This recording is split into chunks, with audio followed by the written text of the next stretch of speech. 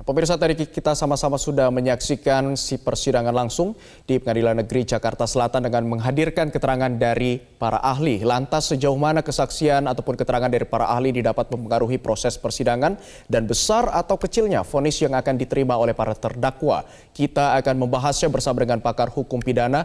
Ada Pak Suparji. Selamat siang Pak Suparji. Selamat siang, Mas. Baik, Pak Suparji, dalam keterangan ahli psikologi tadi mengatakan bahwa salah satu kepribadian Verdi Sambo memiliki kepribadian yang tidak berpikir panjang saat melakukan suatu tindakan. Dari keterangan ini, apakah hasil ini dapat memberikan ataupun memberatkan vonis terhadap Verdi Sambo? Ya, tentunya keterangan dari ahli tadi belum sepenuhnya menjadi sebuah referensi menyatakan bersalah, menjatuhkan vonis, ya, karena ahli ini dihadirkan dalam rangka membantu, ya, persidangan ini agar terang benderang peristiwa pidananya ditinjau dari pengetahuan dan keilmuan. Jadi apa yang disampaikan oleh seorang ahli itu adalah cara dari sudut pengetahuan, keilmuan, dan pengalaman. Berbeda konteksnya dengan seorang saksi. Saksi adalah menerangkan apa yang dilihat, apa yang dialami, apa yang didengar secara langsung. Sementara ahli itu hanya sebatas menerangkan pada konteks pengetahuan dan keilmuan secara objektif. Yang kedua adalah bahwa ini juga masih panjang perjalanannya persidangan, karena ahli itu akan bisa dihadirkan dari terdakwa juga nanti. Jadi ini masih belum bisa kita identifikasi sejauh mana tentang pengaruhnya pada putusan tadi. Tetapi poin ketiga yang menjadi catatan saya bahwa sepertinya ini sedikit membawa angin segar bagi terdakwa, khususnya Sambo UPJ, ya.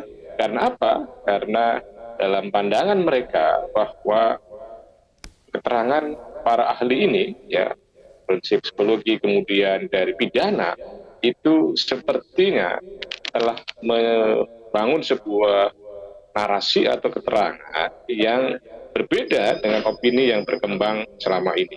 Baik. Antara lain misalnya bahwa kaitannya dengan soal pelecehan seksual, ada orang yang meragukan, tetapi ternyata dalam keterangan ahli misalnya ada psikologi yang juga mengarah ke situ, misalnya seperti itu. Termasuk pidana bahwa ini tidak ada sebuah meeting of mind sehingga tidak dianggap sebagai sebuah terlibat dalam pembunuhan berencana. Jadi sementara ini kesannya memang ada angin segar bagi para terdakwa tadi. Tapi sebelumnya belum memberikan sebuah dasar untuk mengambil sebuah vonis tadi itu, Mas. Ya. Baik, tapi seberapa besar presentasinya dari keterangan ahli ini untuk kemudian menjadi bahan pertimbangan dalam sidang hukum pidana?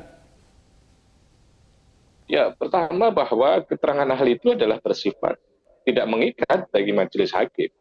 Dia dengarkan, tetapi terus kemudian majelis hakim lah yang akan mengambil sebuah kesimpulan. Apakah keterangan tadi itu menjadikan sebuah referensi yang kuat untuk dijadikan pertimbangan dalam sebuah persidangan. Jadi ini masih sangat kecil, ya, untuk kemudian kualifikasi memberatkan atau kemudian meringankan bagi seorang terdakwa. Karena apa? Prinsip dasarnya apa yang disampaikan oleh ahli itu adalah tidak bersifat mengikat bagi majelis hakim, tetapi memang nanti akan menjadi satu pertimbangan. Namun juga diperhatikan bahwa ini kan hanya satu alat bukti, dan pada sisi yang lain juga banyak ahli itu. Makanya tidak bisa mendasarkan satu keterangan orang saja terus kemudian menjadi satu hal yang memberikan keringanan bagi seorang terdakwa.